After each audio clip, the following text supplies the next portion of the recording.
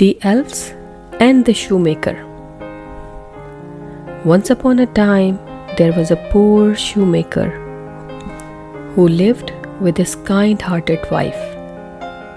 Though he worked hard every day, he had fallen on hard times. He had just enough leather left to make one final pair of shoes. That evening, the shoemaker cut the leather and laid it out on his workbench, planning to finish the shoes in the morning. Then he went to bed, heavy with worry but hopeful. The next morning, he returned to his workshop, and to his amazement, the shoes were already perfectly made. The stitching was flawless, the leather smooth and polished. It was the finest pair of shoes he had ever seen. A customer soon came in and was so impressed that he paid more than the usual price. With that money, the shoemaker bought leather for 2 more pairs. That night, just as before, he laid out the leather and went to bed. And again, the shoes were finished by morning, even more beautiful than before. He continued night after night. Every evening, the shoemaker cut the leather, and each morning he would find fine shoes ready to be sold.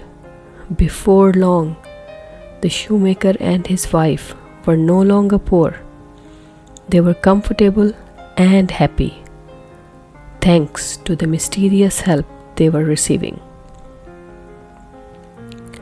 One night, the shoemaker and his wife decided to stay up and discover who was helping them. They hid in the workshop and waited quietly. At midnight, 2 tiny elves crept into the room. They were dressed in ragged clothes and their feet were bare. Swiftly and skillfully, they began to sew and hammer, working by moonlight. In no time at all, the shoes were finished, and the elves disappeared into the night. The shoemaker and his wife were touched by the elves' kindness. "The little elves have helped us so much," said the wife. "Let's make them some clothes and shoes of their own." So, the next morning, instead of leather, they left out 2 tiny outfits: coats, trousers, shirts, and little shoes.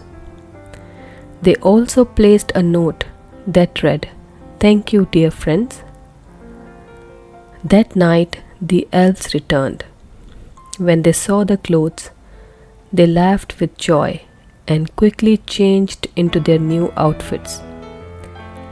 Then, dancing and singing, they skipped out of the workshop and were never seen again.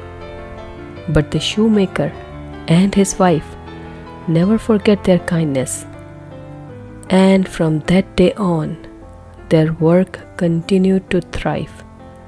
For good things come to those who show gratitude and give back.